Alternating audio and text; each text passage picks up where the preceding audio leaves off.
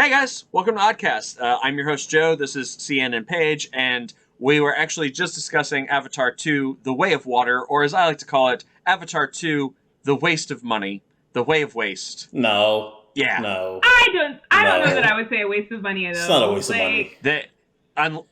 There's no way. Come on, don't be mean. There's no way, in my humble opinion, that this movie deserves to break even at the box office. If it needs to make $2 billion to get there, I don't think it deserves it. It did not work hard enough to get there.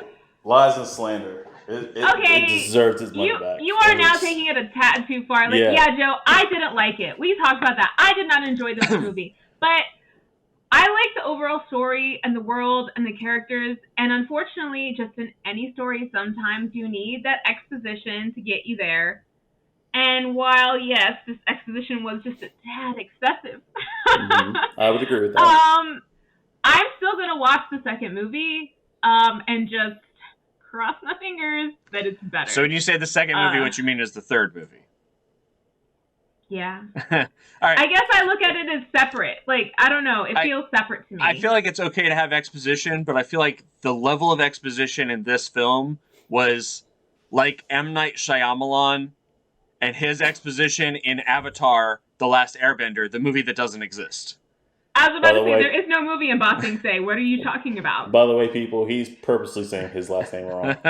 So just FYI. But no, like I said on our Facebook page, and if you guys haven't seen it, we have like a little 5 or so minute video on our Facebook page. But I enjoyed it. I didn't mind it had too much of it. Too much exposition. I agree.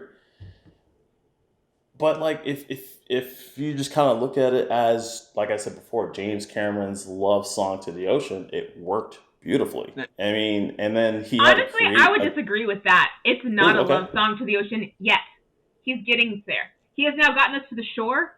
Now we're about to dive in. The next movie, they'll dive in much more to that. Is it ocean? I thought the next one had to, like, I thought he was doing different. Like, first was in the forest, now it's in the ocean. Now he's going to go somewhere else. I mean, I had no idea. Maybe the whale. I know the last one involves fire, like, and I think like a lava area or like volcanic something. Okay, so Cian, let me ask you this because we talked about visuals a moment ago. Didn't you get the feeling that like somebody on that team was playing Subnautica and was like, "Hey James, what if we did this thing?" And like there could be a shallow area where like they learn how to do things and it looks like a coral reef, and there's like bioluminescent coral. It'll be great. And there could be hoop fish that they have to catch. Yeah. It's gonna be awesome. I definitely saw some Subnautica moments, and like I said before, the movie looks very much like high quality AAA cinematics for a video game. Yeah. It looked fantastic, and James Cameron did have to come up with some new technology for the underwater scenes. But he wanted it. That's the reason why he made it there. Is because he wanted to be able to create that new technology, because that was what they got for the first movie, was the 3D technology. That was what boomed it so high. And I feel like trying to ride that wave this long, from this far away, or long ago from when the first movie was, to now, it's not having that wave. I don't think that he's going to get that $2 billion back. I don't know. It's already over. It's already at 600-something million right now. So I thought it was only at 4. No. Last I looked, which was like 3 days ago, it was at like 570. I know that. So I'm assuming. I know that it is. I looked tonight and it was at 401. But okay.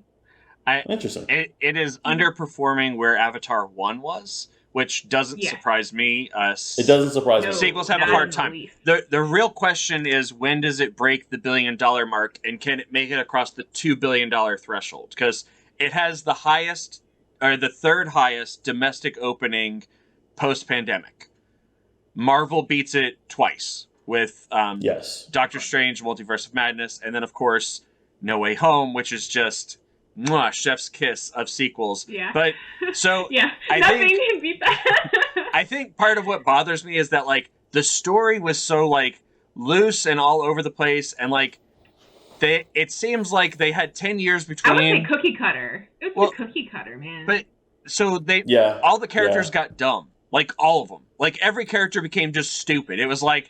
Super dumb! The scientists got dumber, like, oh, the humans are definitely never going to come back. Oh, wait, shit, they're back. I never would have seen that coming. Never in a million years. That's the first thing I said. I was like, what makes them think the humans are not going to come back with a bigger force? Awa, which essentially, in my opinion, was like Kerrigan from StarCraft 2, which I know you guys aren't super familiar with.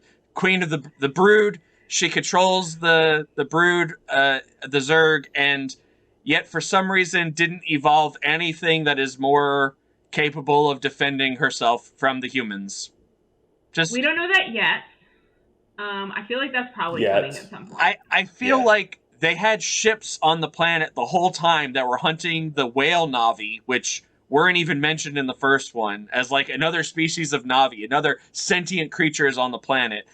There were ships on that planet the whole time hunting them. So essentially I don't think the whole time. I think because literally it was like a 1 year later thing. So I think within that 1 year they were hunting them. Correct, because they all disappeared from the planet. They kicked them all out, and then they all came back a year ago. It said 1 year ago. And also, the Na'vi, I don't see them as a whole other species. They're just another race of the Na'vi.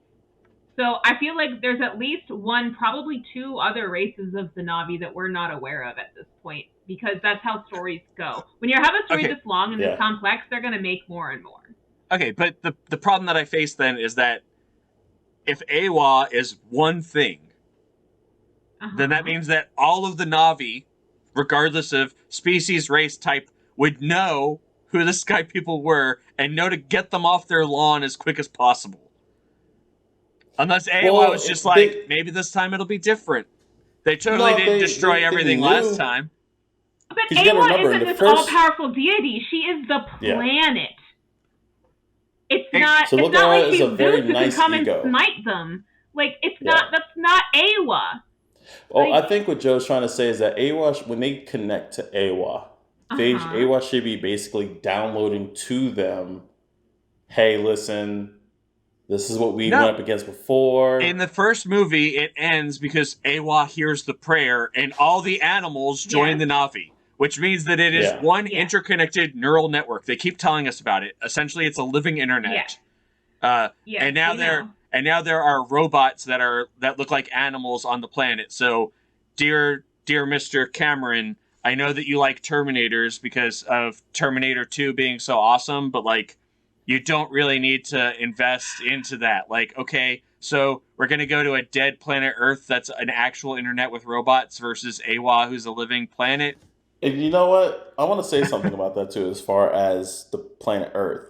In the first movie, they said that the only reason why they came to Pandora because Pandora had a mineral that was very rare that they needed for Earth. And this one, Earth is no longer habitable. Yeah. No, it's dying. Like they need to flee, so they're finding Earth. But they're literally terraforming Pandora because Earth was going bye-bye. They're attempting to, and it makes no sense for them to do that because we all know. Meaning the educated few who follow NASA at all know that we wouldn't leave our solar system to terraform something. We would just head to one of the moons on Saturn and be like, done. There's nobody here that we have to wipe out, and it's close to Earth. So we essentially get to keep our address and phone number and just, kind of move down the street. Yeah, but this looks like, but Avatar 2, as far as the humans, looked like it was just a revenge thing. Well, they were just going back to Pandora for revenge. That's because that's what it was. They killed our fleet, and we had no choice but to go back for the most valuable mineral ever, the secret to human immortality that we discovered by accident somehow over the course of 12 months, according to CN and his theory that they've only been there for a year and hunting them for a year. Yeah, I thought it was weird. I was like, wait, now this is... have we not learned anything from Deep Blue Sea? Ready? But this is my favorite. Let's talk about the high-valued material. This is my favorite line in the whole movie. This is my line. Ready? This ball right here is worth about $80 million.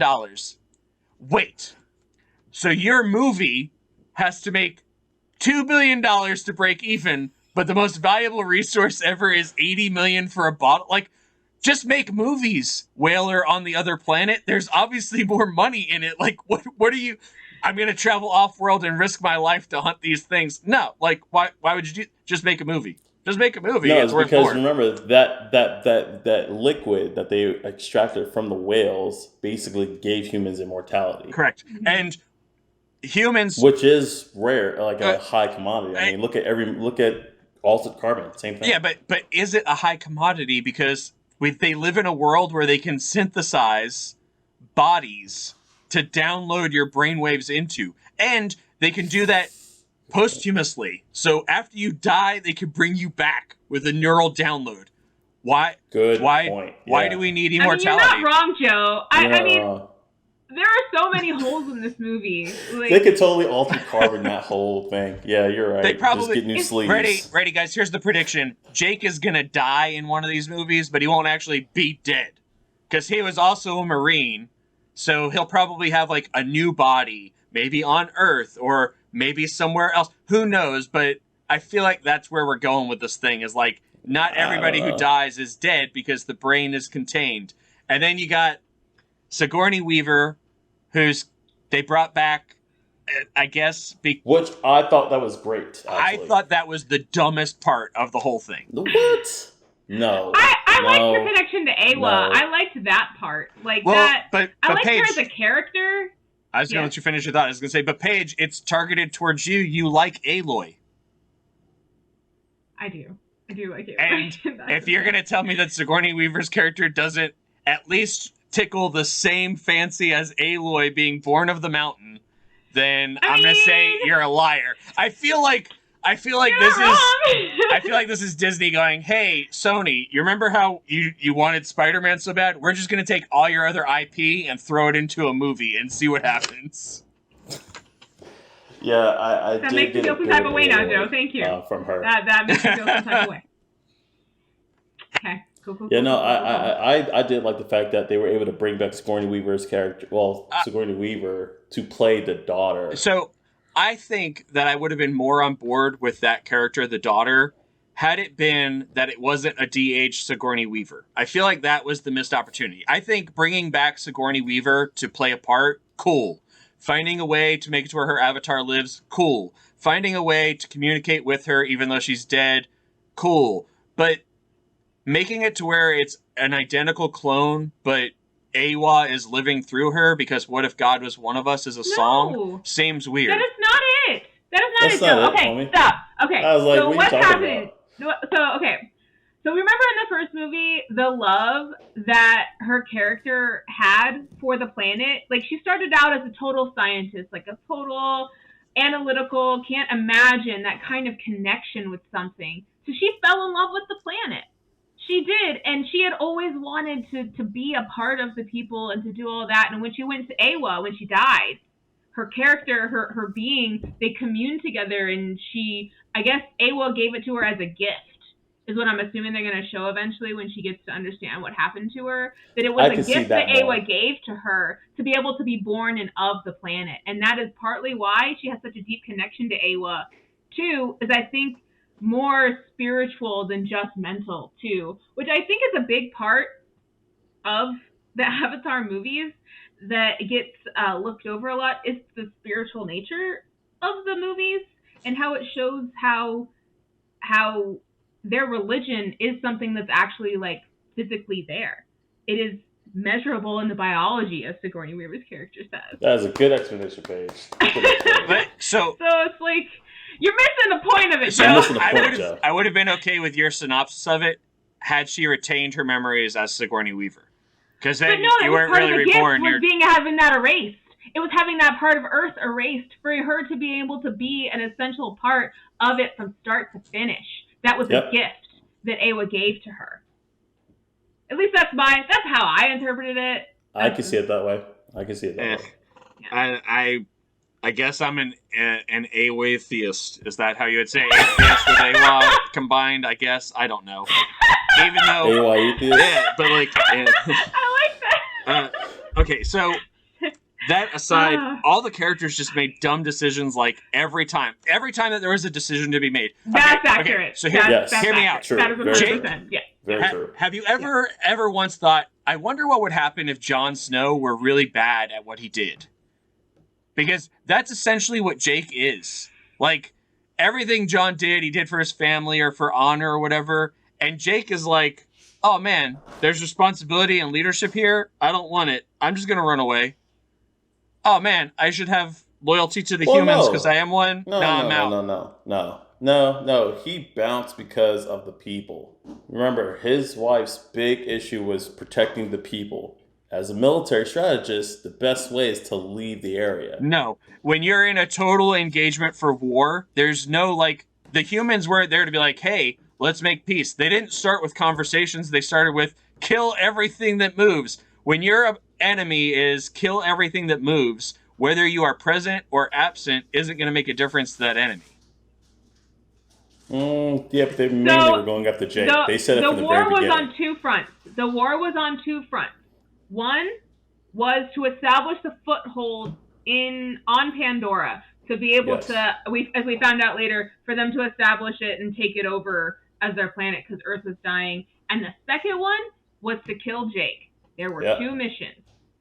And that's why they got the guy to come back to do just that. Yeah, which I didn't like. I did not like that plot point. I did not like it. It was just, it felt lazy. It felt absolutely lazy to me. But he's the Zuko of the story, especially if we're going to go to fire later. No, I was just about to deny that because, Zuko gets better, but I do also believe that he's going to have a redemption arc. They already have his son. They have started it. His son? It's already begun. Yeah, it's begun with his son, with Spider. Yeah, it began. And it started. Spider is perhaps one of my other problematic characters. Essentially, every character that they introduced in this movie, I was like, what is this? Why is he a feral child? There were humans there that helped raise him. And the Na'vi weren't even, uncivilized, hissing at everybody and growling all the time in the last movie. He was acting like a Na'vi child. That's how the Na'vi hissed. He claimed the Na'vi rather than the humans, which I don't blame him for. Yeah, so guys, the scientists that were there for 10 years that knew how to synthesize bodies before, good news, they forgot. No, I think it's expensive. Or they didn't have the supplies on Pandora. No, they have the supplies. They made other bodies. Because remember, Norm's avatar dies. Yeah, and but he has another avatar. They never exactly said how many humans stayed on Pandora. They only showed the primary main scientists, the two primary main scientists they showed. But everybody else, it's just kind of assumed that there's a whole field of them somewhere. Yeah, so the real question is, what do you think that they're going to harvest from the soul trees? Souls. It's going to be a way that just download all the Na'vi. All of them. We're just going to take the history of their planet. It's just I don't know. I just felt like there was a lot going on, and all the times the characters were like, we're going to make a dumb decision and just roll with it. Some of my favorite examples of that are, oh no, there's fire on the surface of the water. Whatever will we do? Definitely not dive into the water. Let's stay away from the fire, even though it's not under the water. It's just above it. That's in every movie, though. That's in every movie. Not every movie where they can hold their breath for a long time or breathe and it's out in the open. My other favorite one is, hey, let's abandon ship into the wilderness full of the people that we just tried to kill. That'll definitely work out great for us. It's going to be awesome. In what way? In what part? When they abandon the ship, that ship crashes towards the end and they're like, abandon ship, it's on fire and we're burning. And everybody flees. And it's like, where are you going to go? You literally just picked a fight with the entire ocean community, and you're like, abandon ship into the ocean. We'll be fine. Okay, that makes sense. I didn't say they were smart. I agree with you that they made dumbass decisions. They're dumb. They are so stupid. But honestly, that's, in my opinion, that is bad writing. Because you're letting the plot drive the characters and not the characters driving the plot. Which I felt like this movie suffered from greatly. This movie was all very surface level. It does not offer a lot of, which is why, I get it. You need some exposition, you do, but not that much. There's too much. So it was basically all just right here the whole time. Basically, what I'm getting, and this is basically what I'm getting. Joe's completely out of it. Paige is on the fence, and I'm more in it. Because I enjoyed it. I get it. I enjoyed it. CN, Space Smurfs or Thunder Smurfs, cool for some. Thunder Snorks are probably preferred by you. I get it. I totally understand. Yo.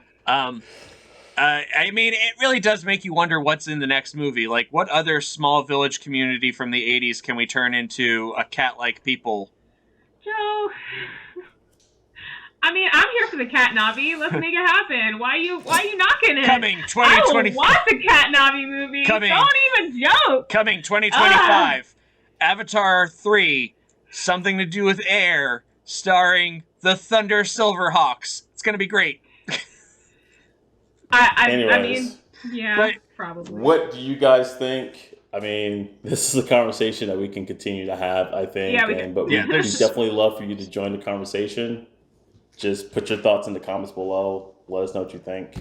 And while you're down there, hit the like, bell, and little hit the like, subscribe, and little bell for notifications. See, I got that out of order. It's almost as if I were writing for Avatar 2. And I got a little note here, so later, guys. Bye.